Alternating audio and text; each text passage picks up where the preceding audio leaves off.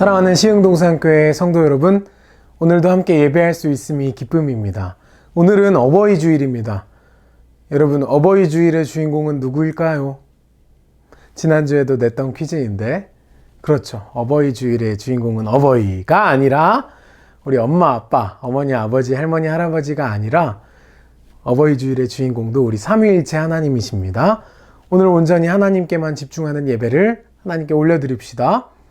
사도신경으로 우리의 신앙 고백을 하시겠습니다.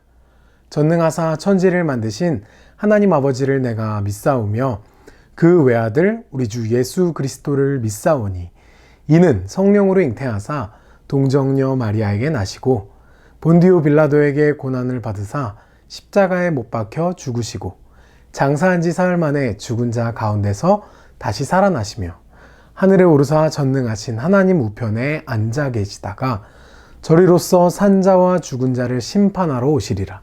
성령을 믿사오며 거룩한 공회와 성도가 서로 교통하는 것과 죄를 사하여 주시는 것과 몸이 다시 사는 것과 영원히 사는 것을 믿사옵나이다. 아멘. 우리 함께 찬양하도록 하겠습니다. 기쁨으로 박수치며 찬양합시다.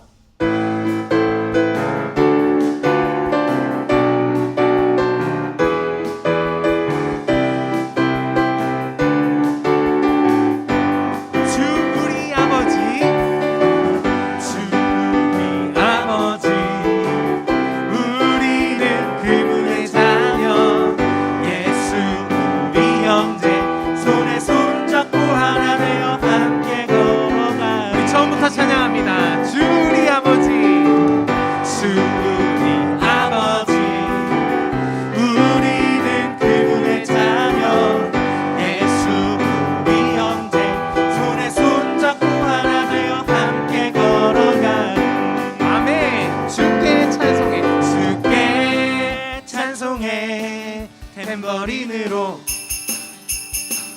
주께 찬송해. 손뼉쳐 주께 찬송해 춤을 추면서 주께 찬송해 목소리로 랄랄랄랄랄랄라 랄랄랄랄랄랄라 랄랄랄랄랄랄라 함께 박수치며 한 번 더 찬양합니다. 주 우리 아버지, 주 우리 아버지, 우리는 그분의 자녀, 예수 우리 형제, 손에 손잡고 하나 되어 함께 걸어가. 우리 한 번 더 찬양할까요? 주 우리 아버지, 주 우리 아버지, 우리는 그분의 자녀, 예수 우리 형제, 손에 손잡고 하나 되어 함께 걸어가. 우리 한 번 더 고백합니다. 주 우리 아버지, 주 우리 아버지, 우리는 그분의 자녀, 예수 우리 형제, 손에 손잡고 하나 되어 함께 걸어가. 할렐루야. 주께 찬송해, 주께 찬송해, 탬버린으로 주께 찬송해. 손뼉쳐 주께 찬송해. 드럼으로 주께 찬송해. 목소리로 랄랄랄랄랄랄라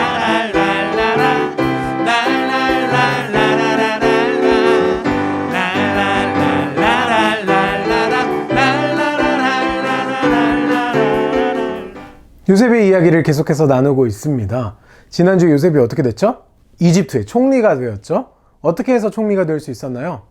네, 파라오의 그 복잡한 꿈을 해석해주고 그 복잡한 문제에 대한 지혜로운 해결 방안을 제시했죠.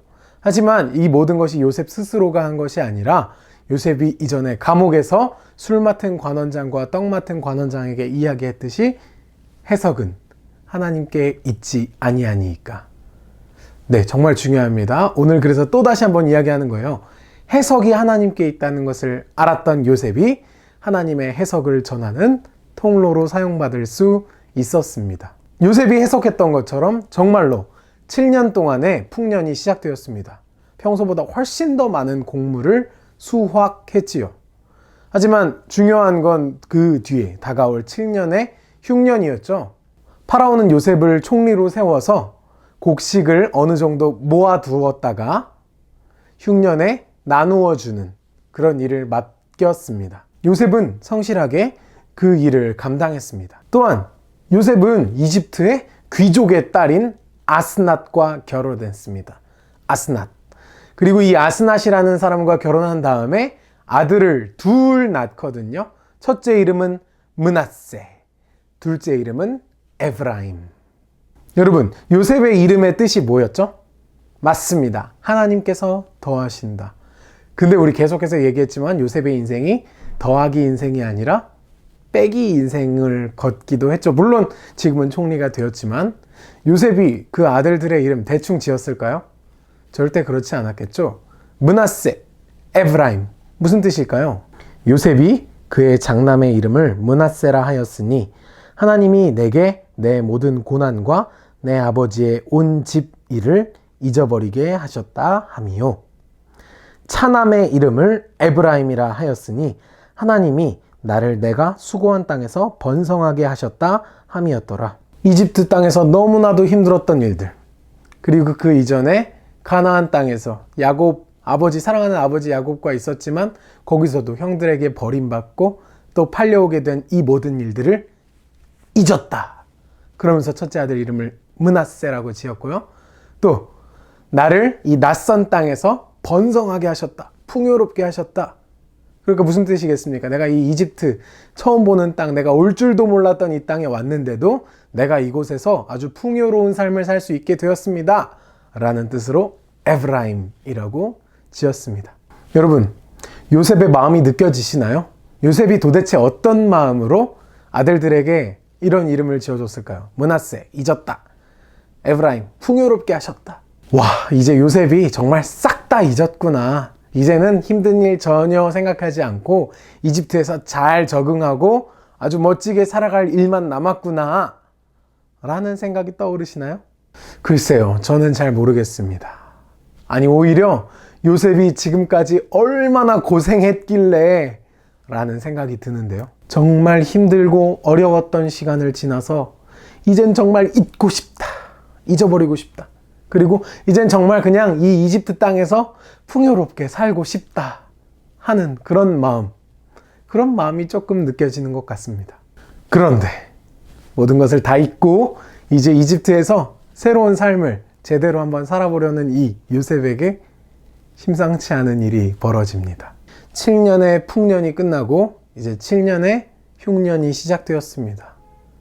이 흉년은 아주 큰 흉년이었던 것 같아요.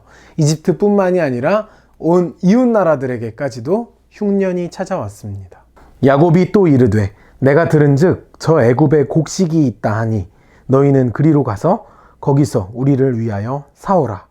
그러면 우리가 살고 죽지 아니하리라 하매. 네, 야곱이 살고 있던 가나안 땅에도 흉년이 찾아왔습니다. 야곱의 아들들 가운데 베냐민을 제외하고 다른 아들들을 이집트로 보냅니다. 때에 요셉이 나라의 총리로서 그 땅 모든 백성에게 곡식을 팔더니 요셉의 형들이 와서 그 앞에서 땅에 엎드려 절하매. 이제 정말 다 잊었다고 생각했는데 이젠 정말 잘 살아볼 수 있을 거라고 생각했던 그런 요셉에게 참 얄궂은 타이밍에 형들이 찾아오고 있습니다. 여러분, 요셉의 마음이 상상이 되시나요? 요셉은 그의 형들을 알아보았으나 그들은 요셉을 알아보지 못하더라. 요셉 앞에 찾아온 요셉의 형들은 요셉이라는 걸 전혀 알아보지 못했습니다. 그런데 요셉은 형들을 알아보았죠. 형들은 그냥 요셉이 이집트의 총리라고 생각을 하고 그 앞에 엎드려 절을 합니다. 절을 한 겁니다. 당연히 요셉이 어떤 걸 떠올렸겠습니까? 요셉이 그들에게 대하여 꾼 꿈을 생각하고 그들에게 이르되 너희는 정탐꾼들이라. 이 나라의 틈을 엿보려고 왔느니라. 요셉은 어린 시절, 사춘기 시절 자기가 꾸었던 꿈이 하나님이 보여주었던 어떤 미래를 예견하는 그런 꿈이었다는 걸 이제서야 깨달았습니다. 17살 때는 전혀 몰랐을 겁니다. 그리고 지난 30년의 세월 동안 전혀 알 수 없었겠지만 이 순간 깨닫게 된 겁니다. 바로 이 순간. 형들이 와서 나를 알아보지 못하고 그냥 이집트의 총리에게 절한다는 생각으로 절을 할 때 그제서야 알게 된 것입니다. 근데 그 꿈을 떠올렸으면 그냥 떠올리면 되는 건데 이 상황에서 요셉이 갑자기 형들을 정탐꾼이라고 몰아갑니다. 스파이라고 누명을 씌우고 있는 거죠. 왜 그랬을까요? 뭐 복수하는 거였을까요? 아니면 형들이 좀 달라졌는지 테스트하는 차원이었을까요? 잘은 모르겠지만 요셉은 그 형제들을 아주 곤란한 상황에 빠뜨립니다. 감옥에 가둬버리고 또 시므온, 둘째 형이었던 시므온을 감옥에 가둬둔 채 그들을 돌려보내기까지 합니다. 물론 곡식과 돈은 챙겨서 돌려보내졌죠. 요셉은 형제들을 스파이로 몰아가며 아주 곤란하게 합니다. 그런데 이상한 건 이 모든 게 그냥 복수라고 보긴 어려운 건 요셉이 이 모든 행동을 한 뒤에 울고 있다는 겁니다. 요셉이 그들을 떠나가서 울고 다시 돌아와서. 여러분, 요셉의 복잡한 심정이 이해되십니까? 다시 형들을 만나니 그 옛날의 아픈 기억들이 스멀스멀 올라오는 것 같았습니다. 한편 형들을 오랜만에 만난 그 마음에, 가족들을 오랜만에 만났다는 그 어떤 뭉클함에 눈물을 쏟고 있는 겁니다. 요셉의 마음은 정말 복잡했을 겁니다. 그러나 요셉의 테스트는 계속됩니다. 나중에 베냐민도 이집트로 오게 되거든요. 요셉의 동생이고 또 요셉의 형제들 가운데 막내 동생이었죠. 그 베냐민이 이집트에 오게 되니까 요셉이 이 베냐민에게 이상한 누명을 씌웁니다.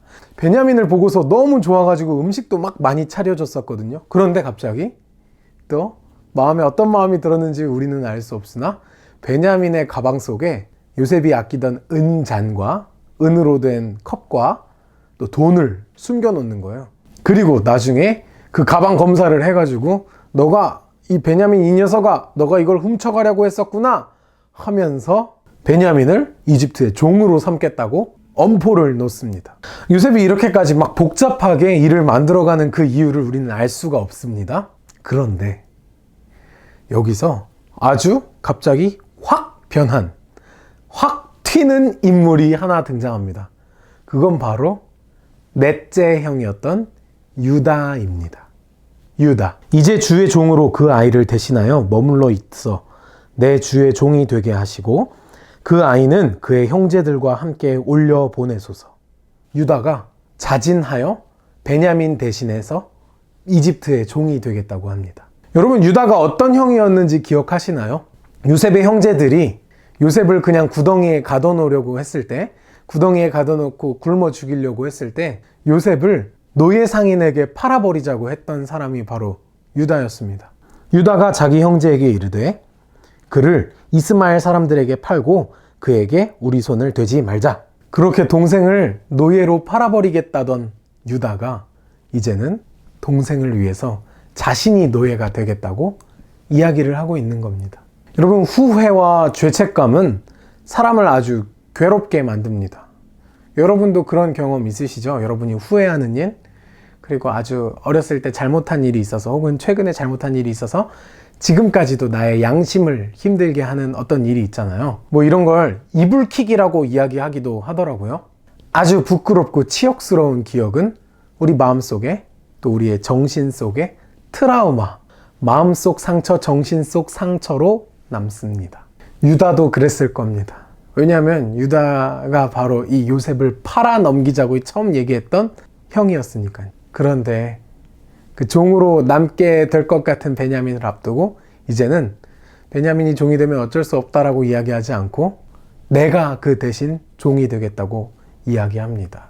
이 얼마나 놀라운 변화인지 느껴지시나요? 여러분, 유다는 바로 형제들의 잘못의 본질을 깨닫고 있었던 것 같습니다. 그들의 마음에 있었던 그 죄악의 근원은 바로 이기심이었습니다. 이기심.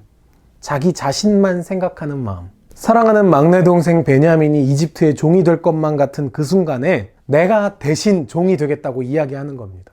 이것은 바로 그 이기심을, 나만 생각하는 그 마음을 버리고 사랑하는 막내 동생 베냐민을 떠올리는 상황인 거죠. 유다는 더 이상 옛날에 요셉을 팔아넘기던 그때의 그 유다가 아닙니다. 이젠 변화되어서 동생을 노예로 팔아넘기는 자가 아니라 동생 대신에 노예가 되겠다고 이야기하는 그런 사람이 되었습니다. 특별히 유다는 고향에 계신 아버지 야곱의 마음을 생각했습니다. 그 아이가 나와 함께 가지 아니하면 내가 어찌 내 아버지에게로 돌아갈 수 있으리이까.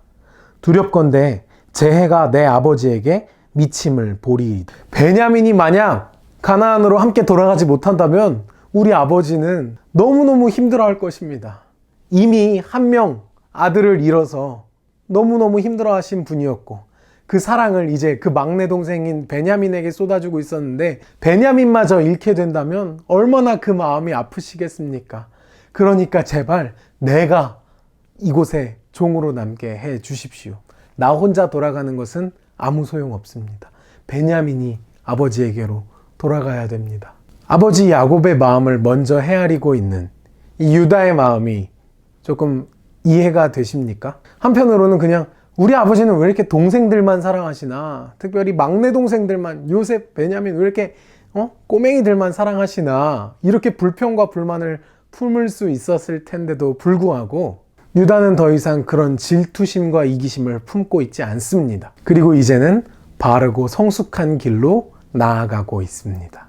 동생 대신에 노예가 되겠다고, 내가 대신 이집트에 남겠다고까지 이야기하는 그런 훌륭한 인격으로 변화했습니다. 아버지 야곱과 막내 동생 베냐민을 향한 그 유다의 마음, 유다 형님의 마음을 보고 요셉은 그 앞에 무너져 내립니다. 그 이야기는 다음 주에 창세기 45장 그 뒷이야기를 다루면서 이야기하게 될 것입니다. 유다가 아버지 야곱의 마음을 헤아린 것, 그리고 베냐민 대신 내가 남겠다고 희생했던 것, 이렇게 놀랍게 변화한 것을 보십시오. 사랑하는 여러분, 하나님을 경외하는 사람은 이 유다의 모습과 같아야 합니다. 나보다 남을 먼저 생각하고 남을 위해 희생할 줄 아는 마음, 그 유다의 마음, 그 유다의 변화를 오늘 집중해서 보셨으면 좋겠습니다. 이쯤에서 한 가지 홍보를 드릴게요. 넷플릭스에 들어가시면 이집트 왕자 2 검색하면 이집트 왕자 영화를 볼 수가 있습니다. 1시간 조금 넘는 분량이라 그렇게 길지도 않거든요. 여러분 보시면 최근에 우리가 계속해서 이야기 듣고 있는 요셉의 이야기를 애니메이션, 재밌는 영화로 볼 수 있으니까 한 번쯤 보시는 걸 추천드립니다. 주신 말씀 기억하며 거듭의 기도 드리도록 하겠습니다. 사랑의 하나님 아버지 감사합니다. 유다의 놀라운 변화를 우리가 보았습니다. 하나님, 우리도 하나님을 경외하고 하나님을 사랑하는 사람으로서 남을 위해 희생하고 나보다 남을 먼저 생각할 줄 아는 그런 훌륭한 인격으로, 그런 훌륭한 하나님의 사람으로 자라가게 하여 주시옵소서. 예수님의 이름으로 기도드렸사옵나이다. 아멘. 주기도문으로 예배를 마치겠습니다. 하늘에 계신 우리 아버지여, 이름이 거룩히 여김을 받으시오며 나라가 임하시오며 뜻이 하늘에서 이루어진 것 같이 땅에서도 이루어지이다. 오늘 우리에게 일용할 양식을 주시옵고 우리가 우리에게 죄 지은 자를 사하여 준 것 같이 우리 죄를 사하여 주시옵고 우리를 시험에 들게 하지 마시옵고 다만 악에서 구하시옵소서. 나라와 권세와 영광이 아버지께 영원히 있사옵나이다. 아멘. 우리 다음 주일에 함께 예배하며 만날 수 있으면 좋겠습니다. 현장으로 오시는 것도 잊지 마시고요. 만약 지난주 어린이 주일 선물을 받지 못하신 분이 계시다면 꼭 교회에 오셔서 받아가실 수 있으면 좋겠습니다. 그럼 다음 주에 만납시다. 안녕!